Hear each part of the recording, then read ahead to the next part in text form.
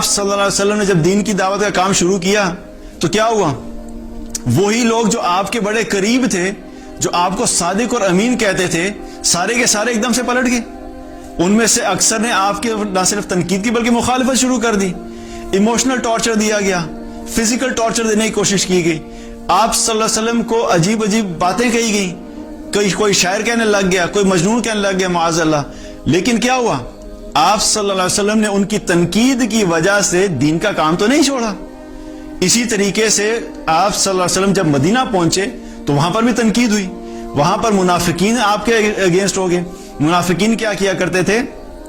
ظاہری طور پہ یہ شو کرتے تھے کہ ہم آپ کے ساتھ ہیں، مسلمانوں کے ساتھ، اور جب اکیلے میں ہوتے تھے کیونکہ ان کے دلوں میں کفر تھا، مسلمانوں کی نفرت تھی. اب وہ نفرت پبلکلی مسلمانوں کے سامنے تو شو نہیں کر سکتے تھے، لیکن جب وہ اکیلے میں بیٹھے ہوتے تھے تو ان کی جو نفرت ہوتی تھی جو ہے وہ باہر ابھرتی تھی. اور یاد رکھیے کہ جو دل کے اندر نفرت ہوتی ہے نا، جب انسان چاہے جتنا مرضی اس کو چھپانے کی کوشش کرے، اکیلے میں اس کو وہ نفرت کھا جاتی ہے. اور وہ جب اکیلے میں ہوتے تھے تو وہ نفرت اتنی زیادہ ہوتی تھی کہ ان کے کئی دفعہ تھا کہ اس کی مثال اللہ تعالیٰ نے قرآن میں کی کہ ایسے ہوتا ہے کہ جیسے یہ اپنی انگلیوں کو چبا رہے ہیں. جب اتنی نفرت ہوتی ہے تو انسان کے ریئیکشن کیسا ہوتا ہے؟ انسان کا دل چاہتا ہے نا کہ انگلیاں چباؤں. تو وہ ایسے ہو جاتے تھے منافقین اکیلے میں کہ جیسے اپنی انگلیاں چبا رہے ہیں. تو اللہ سبحانہ تعالیٰ نے رسول اللہ صلی اللہ علیہ وسلم کو کیا حکم دیا؟ اور آپ صلی اللہ علیہ وسلم کو کیا فرمایا؟ قُلْ مُوتُوا بِغَيْظِكُمْ، آپ ان سے کہہ دیجئے کہ تم اپنے غیظ و غضب میں مر جاؤ. I mean, we don't care about it. مطلب مقصد بتانے کا کیا ہے کہ تمہیں اگر نفرت ہے، تمہیں بھی اسلام پسند نہیں ہے، تمہیں دین پسند نہیں ہے، تمہیں مسلمان پسند نہیں ہے، تمہیں حق کی دعوت اچھی نہیں لگتی، تمہیں صحیح کام اچھا نہیں لگتا، تمہیں جو ہے اچھائی کی طرف بلایا جا رہا ہے وہ تمہیں اچھا نہیں لگتا، then that's your problem. اگر تمہیں اچھا نہیں لگتا اور تمہارے اندر نفرت ہے تو تم مر جاؤ اپنی نفرت میں. تمہاری نفرت اور تمہارا کرٹیسزم اور تمہاری تنقید کی وجہ سے یہ چیز چینج نہیں ہو سکتی. تو اللہ سبحانہ تعالیٰ نے رسول اللہ صلی اللہ علیہ وسلم کو حکم دے دیا کہ آپ ان سے کہہ دیجئے ٹھیک ہے بھائی نہیں ہے تو تم اپنے غیظ و غضب میں جا کے مر جاؤ.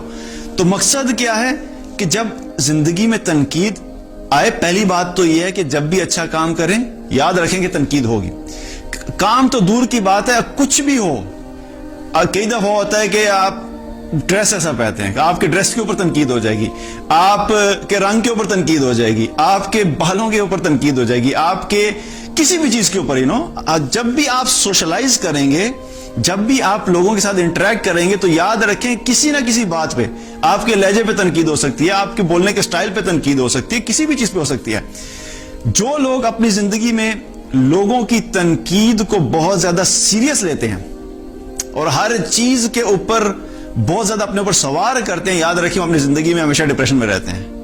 تو ایک بہت بڑی وجہ اکثر لوگوں کی کیا ہے کہ جو غمگین ہو جاتے ہیں یا ڈپریس ہو جاتے ہیں وہ یہ ہوتا ہے کہ وہ لوگوں کی تنقید کا بہت زیادہ اثر لیتے ہیں. تو اس چیز کو اپنی زندگی سے نکالنا ہے. پہلی چیز کیا؟ میک شور کرنا ہے کہ آپ جو کام کر رہے ہیں وہ ٹھیک کر رہے ہیں. اگر آپ ٹھیک کام کر رہے ہیں، صحیح کر رہے ہیں، کام غلط نہیں ہے تو کوئی مسئلہ نہیں. کیونکہ غلط کام کے اوپر بھی اگر تنقید ہو رہی ہے تو ڈبل ڈیزاسٹر ہے. پہلی چیز ہے کہ آپ کام غلط کر رہے تھے، اس کا پریشر. دوسری چیز ہے کہ پھر لوگوں کی تنقید آ گئی، اس کا پریشر. تو ایسا شخص چاہے ظاہری طور پہ جتنا مرضی شو کرے کہ میں بالکل ٹھیک ہوں، لیکن وہ اندر سے کیا ہوتا ہے؟ وہ اندر سے سٹینڈ نہیں کر سکتا، یہ دو چیزوں کو ہینڈل نہیں کر سکتا. تو پہلی چیز کیا ہے؟ میک شور کر لیں کہ آپ جو کام کرنے جا رہے ہیں، جو بھی اپنی لائف میں آپ چینج چاہتے ہیں یا کوئی چیز آپ کرنا چاہ رہے ہیں، آپ دین کا کام کرنا چاہ رہے ہیں، آپ کوئی جاب کرنا چاہ رہے ہیں، آپ کوئی بزنس کرنا چاہ رہے ہیں، آپ کوئی اچھا کام شروع کرنا چاہ رہے ہیں، آپ کوئی ویلفیئر کا کام شروع کرنا چاہ رہے ہیں، کوئی بھی چیز آپ اپنی لائف میں کرنا چاہ رہے ہیں، پہلی چیز آپ میک شور کریں کہ وہ چیز ٹھیک ہونی چاہیے.